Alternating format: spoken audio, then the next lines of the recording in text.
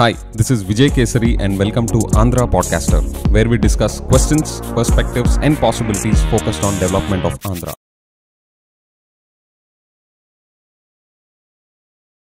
జగన్ గారు నిద్రపోతున్నారా? అసలు ఏం చేస్తున్నారు? కల్తీ లిక్కర్ ఫ్యాక్టరీ అని చెప్పి ఇంత రెడ్ హ్యాండెడ్ గా దొరికితే జగన్ గారి రియాక్షన్ ఏంటి మాట్లాడదాం ఎపిసోడ్ లో. అండ్ లిక్కర్ షాప్స్ పెరిగితే దానివల్ల ఆదాయం ఎలా పెరుగుతుందని చాలా మంది పప్పులో కాలేశారు. దాని గురించి కూడా మాట్లాడదాం. ఈ కల్తీ లిక్కర్ ఫ్యాక్టరీ ఇష్యూలో కామన్ పర్సన్ నుండి అందరూ స్పందిస్తున్నారు, ఒక్కళ్ళు తప్ప, అది జగన్ గారే. Everybody is on fire on this issue except Jagan గారు. అంత భారీ స్థాయిలో కల్తీ లిక్కర్ ఫ్యాక్టరీని పట్టుకున్నారు, వేలకి వేల బాటిల్స్ ని పట్టుకున్నారు. రెడ్ హ్యాండెడ్ గా దొరికాక ఇది జరిగి 3-4 days అవుతుంటే ఇప్పటిదాకా జగన్ గారి నుంచి వచ్చిన రియాక్షన్ ఏంటి? ఒక్క ట్వీటా? Are you serious? సార్, మీరు ఒక అపోజిషన్ లీడర్ అని చెప్పి మిమ్మల్ని మీరు అనుకుంటున్నారా? మన స్టేట్ లో మీరు జగన్ గారు లిక్కర్ స్కామ్ చేశారు అని కన్క్లూజివ్ ఎవిడెన్స్ అనేది ఇప్పటిదాకా ఎస్టాబ్లిష్ చెయ్యకపోయినా కూడా ఢిల్లీ లెవెల్లో టమ్కీ వేసి మరి మీరు లిక్కర్ స్కామ్ చేశారు అని చెప్పి మీ మీద అటాక్ పుటప్ చేశారు. 2 కేటగిరీస్ లో మీ మీద విపరీతమైన అటాక్. ఒకటి ఫైనాన్షియల్ ఫ్రాడ్, వేలకి వేల కోట్ల స్కామ్ చేశారని మీ చుట్టూతో ఉన్న వాళ్ళని రిమాండ్ లో తీసుకోవడం మా అందరికి చూపించారు, జైల్లో పెట్టడం మా అందరికి చూపించారు. అయినా కూడా లిక్కర్ స్కామ్ జరిగింది అనే కన్క్లూజివ్ ఎవిడెన్స్ ఇప్పటిదాకా ఎస్టాబ్లిష్ చేయలేకపోయారు సిబిఎన్ గారి గవర్నమెంట్. అంతేకాదు స్పూరియస్ లిక్కర్, కల్తీ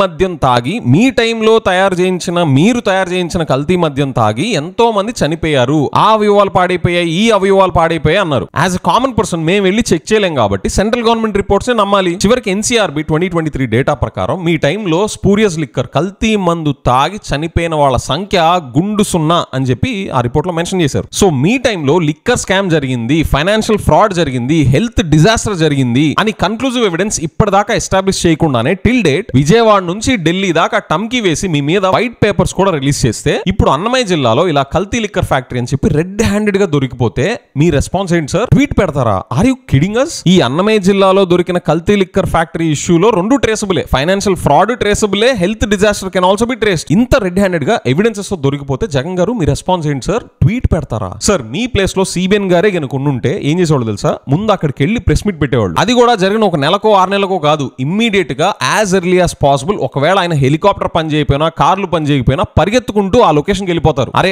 ఆ స్టాక్ ని సీజ్ చేసే లోపు ముందు 4 ఫోటోలు వీడియోలు దిగుతామనో whatever are the reasons, ముందు గ్రౌండ్ లోకి దిగి ఆ లొకేషన్ కి వెళ్ళిపోయి ప్రెస్ మీట్ పెట్టేవాళ్ళు. మీరు కూడా ఫోటోల కోసం చెయ్యాలి అనేది నా పాయింట్ కాదు, ముందు అక్కడికి అటెండ్ అవుతారు. పబ్లిక్ లో ఫైర్ వస్తున్నా మీలో చలనం అనిపించట్లేదు సార్. అసలు ట్వీట్ పెట్టడం ఏంటి సార్? మీరు ఇంకా బటన్ నొక్కే మోడ్ లోంచి బయటకు వచ్చినట్టు అసలు అనిపించట్లేదు సార్. జగన్ గారు, I'm very sorry to say this. మాలాంటి వాళ్ళు కామన్ పీపుల్ ట్వీట్ చేసి వదిలేసిన ఒక అర్థం ఉంది సార్. మీరు 40% ఓట్ బ్యాంక్ పెట్టుకొని జరిగి 3-4 days అవుతుంటే ఉన్న ఏకైక అపోజిషన్ పార్టీ లీడర్ నుంచి వచ్చిన రెస్పాన్స్ ఏంటి సార్? ట్వీటా? Sir, this is the biggest joke of the year. ఒకసారి సిబిఎన్ గారిని చూడండి sir. He is on his toes 24/7. Weekday లేదు, వీకెండ్ లేదు, పండగ లేదు, ఏమీ లేదు. మొన్న దసరా రోజు కూడా ఆయన పబ్లిక్ లోకి వచ్చి గ్రౌండ్ లో ఎన్ని meetings back to back attend అయ్యారు. ఆయన లిటరల్లీ పబ్లిక్ తో రోడ్డు మీద ఉంటున్నారు. ఈ ఏజ్ లో కూడా కుర్రాళ్ళలాగా పబ్లిక్ లోకి దిగి పరిగెడుతున్నారు. ఆయనే ఇలాగుంటే మీరు ఎలా ఉండాలి సార్? లోకేష్ గారి దగ్గరైనా, పవన్ కళ్యాణ్ గారి దగ్గరైనా ఒక లేడ్ బ్యాక్ యాటిట్యూడ్ కనిపిస్తుంది, కానీ సిబిఎన్ గారి దగ్గర never. He is always on his toes and alert. అవి ఫోటోస్ కి, వీడియోస్ కా అనేది పక్కన పెడదాం డిస్కషన్ లో. పబ్లిక్ ఆయన ఎన్ని టోపీలు పెడుతున్నారు అనేది పక్కన పెడదాం, that's a different discussion. Jagan గారు,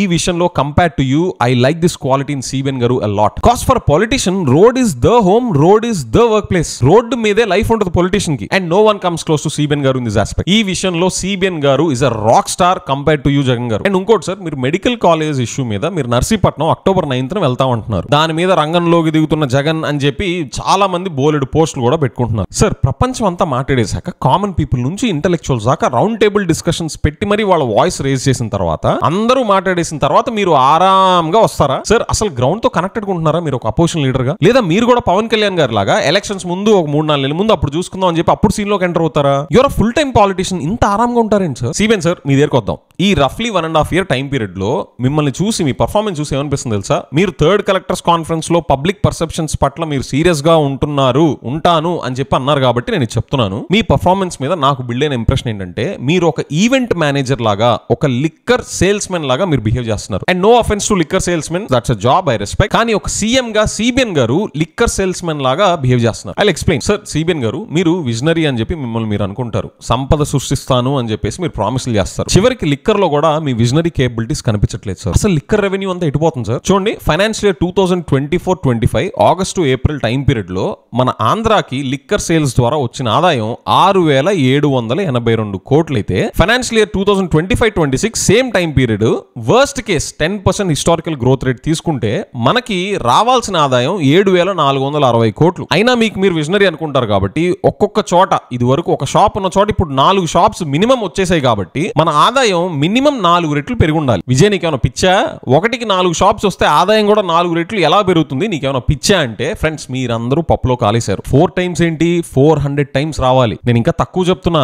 రీజన్ ఏంటంటే హిస్టరీలో ఎప్పుడు ఎక్కడ జరగనిది మన స్టేట్ అసెంబ్లీలో జరిగింది. ఏంటో చెప్పండి. ఒక స్టేట్ చీఫ్ మినిస్టర్ గా సిబిఎన్ గారు మన స్టేట్ అసెంబ్లీలో చట్టసభలో నాణ్యమైన లిక్కర్ దొరుకుతుంది, అందుబాటు ధరల్లో లిక్కర్ దొరుకుతుంది, పక్క రాష్ట్రాల కన్నా మనం ఇంకా కాంపిటేటివ్ గా ప్రైజెస్ అందుబాటులోకి తీసుకొస్తున్నాం, 99 రూపాయలకే లిక్కర్ అని లిక్కర్ సేల్స్ ని స్వయాన సీఎం గా సిబిఎన్ గారే చట్టసభల్లో ప్రమోట్ చేసింది దేనికి? కొత్త కన్స్యూమర్స్ ని డెవలప్ చేయడానికి, లిక్కర్ డిమాండ్ ని బూస్ట్ చేయడానికి, కొత్తగా మందు తాగే వాళ్ళని మార్కెట్ లోకి తేవడానికి. అందుకనే కదా ఎక్కడ పడితే అక్కడ పుట్టగొడుగుల్లాగా ఎటు చూడు లిక్కర్ షాప్స్ వచ్చేసాయి. పిచ్చోళ్ళ ఏంటి, కోట్లు ఖర్చు పెట్టి లిక్కర్ షాప్ లైసెన్సెస్ కొన్నవాళ్ళు. డిమాండ్ పెరగట్లేదు అంటే కోట్లు ఖర్చు పెట్టి కొత్త షాప్స్ ఎందుకు పెంచుకుంటా పోతున్నారు? పైగా డిమాండ్ లేని ప్రోడక్ట్ కి ఇలాగా కల్తీ లిక్కర్ ఫ్యాక్టరీ పెట్టి మరీ వాటికి ఫేక్ ప్రొడక్ట్స్ ఎందుకు తయారు చేస్తున్నారు? పైగా డిమాండ్ లేని ప్రోడక్ట్ కి ఫేక్ ప్రొడక్ట్స్ తయారు చేస్తారు ఎక్కడైనా? ఈ కల్తీ లిక్కర్ ని తయారు చేసే కల్తీ liquor factories existence itself proves that the demand for liquor is tremendously growing and they want to take advantage of this demand. So CBN గారు అంత కష్టపడతా ఆయనకున్న విజనరీ స్కిల్స్ అన్ని ఉపయోగించి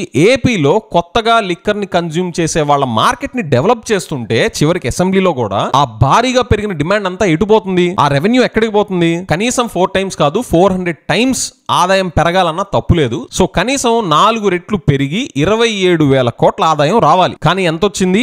4 రెట్లు పెరిగి 27,000 కోట్లు రాలేదు. వర్స్ట్ కేస్ హిస్టారికల్ గా 10% గ్రోత్ తో కనీసం 7,660 కోట్లు రాలేదు. కేవలం 3.1% గ్రోత్ రేట్ తో 6,992 కోట్లు మాత్రమే వచ్చాయి. ఎటుపోయింది ఆ డబ్బంతా? అసలు ఈ క్వశ్చన్స్ అడగడానికి ఇంటెలెక్చువల్స్ సిపాయిలు అందరూ ఏరి? సిబిఎన్ సార్, నాకు ఇప్పుడు క్లియర్ గా అర్థమైంది. ఏపీలో మీరు లిక్కర్ డిమాండ్ ని బూస్ట్ చేయడానికి పడ్డ శ్రమ, మీ విజనరీ స్కిల్స్ ఎక్కడికి పోలేదు. నాకు క్లియర్ గా అర్థమైంది. ఇలాంటి కల్తీ లిక్కర్ ఫ్యాక్టరీలు మన స్టేట్ లో అన్నమయ్య జిల్లా కాకుండా స్టేట్ వైడ్ ఇంకా ఎన్నున్నాయో. సో సిబిఎన్ సార్, నెక్స్ట్ ఏంటి?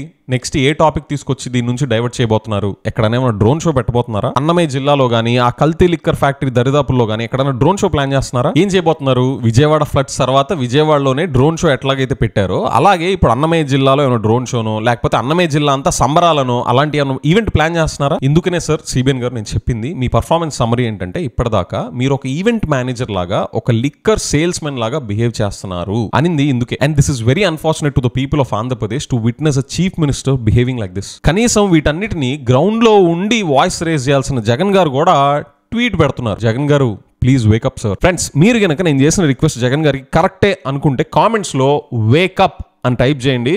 With that I will see you in the next episode. Bye by.